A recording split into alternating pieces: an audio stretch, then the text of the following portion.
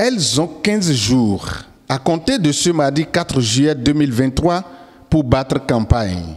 Dès ce jour, les organisations syndicales candidates à la première édition des élections professionnelles au ministère du Travail et de la fonction publique devront faire un travail de charme et de défense de leur projet de campagne afin de faire acquérir chacune à sa cause le maximum d'électeurs.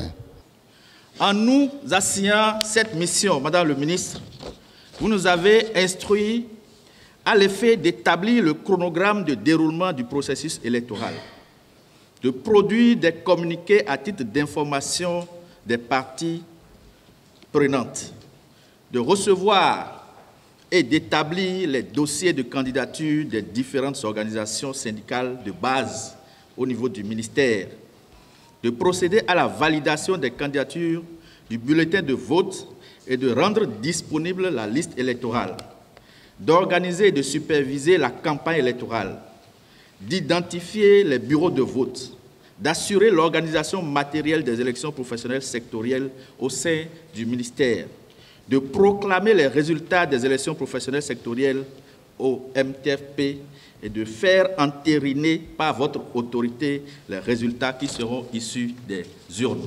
Je pense que nous sommes sur la bonne voie. Et par rapport au chronogramme, nous sommes aujourd'hui à une phase décisive parce que les candidates vont être lancées. Je veux parler des organisations syndicales candidates. Elles vont être lancées sur le terrain de la campagne pour convaincre. Pour le représentant de ces organisations syndicales en liste, ce mardi 4 juillet 2023 restera dans les mémoires. Le mot des organisations syndicales en cette occasion du lancement des campagnes, loin d'être un discours classique, est plutôt les mots de reconnaissance et de remerciement en votre endroit, Madame le ministre. Remerciement dans le sens que les organisations syndicales ont été associées à chaque étape du processus. À chaque étape du processus des préparatifs des 10 élections dont la conduite a été confiée au secrétaire général du ministère, président de la commission électorale faisant office du président de la Sénat pour ces élections. Madame le ministre, nous vous disons encore une fois merci. Les organisations syndicales ne seront pas en guerre au cours de cette campagne.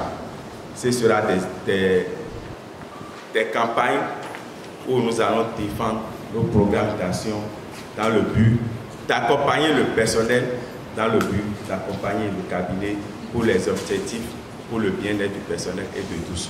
Pour Adidiatou Martins, ministre en charge du travail et de la fonction publique, venu lancer en personne cette campagne électorale, ces organisations syndicales doivent travailler leurs militants afin que tout se passe dans la bonne ambiance.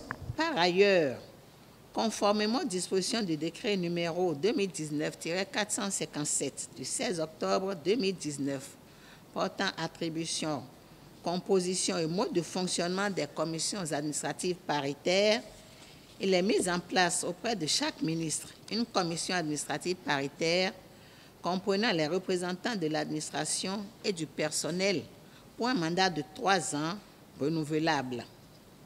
Les représentants du personnel sont désignés bien évidemment par les organisations syndicales représentatives de chaque secteur.